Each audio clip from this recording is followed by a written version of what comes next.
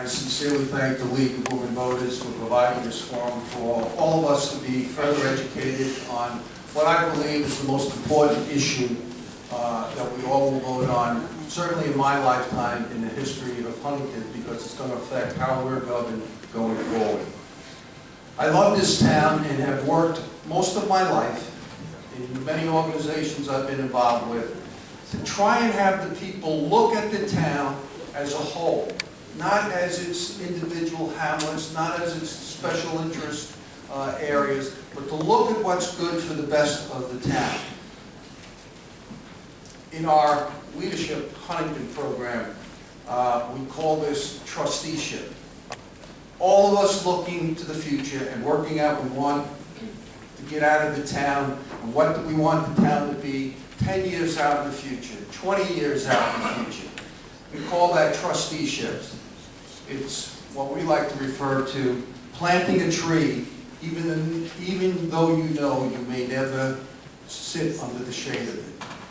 At a time when Huntington has just celebrated its 350th year history of unity and embracing its diversity now, it seems antithetical to be considering creating artificial divisions.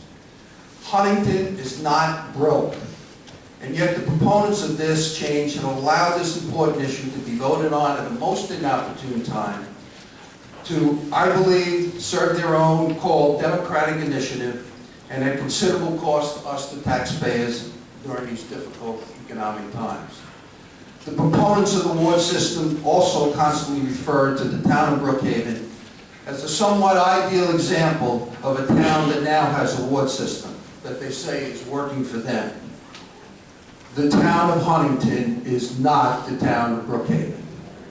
Brookhaven is almost 4 times the geographical area of Huntington. Its population is 2.5 times that of Huntington.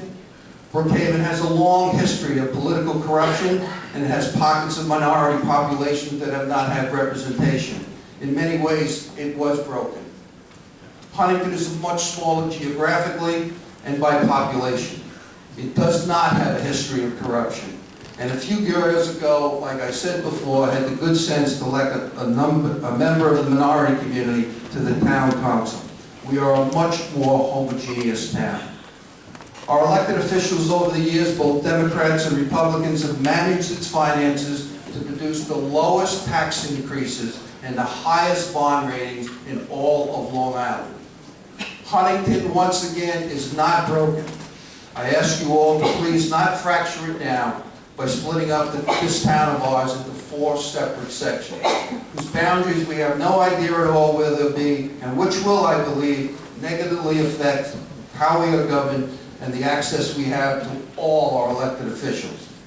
Please vote no on December 22nd and keep Huntington whole. It's really up to you folks.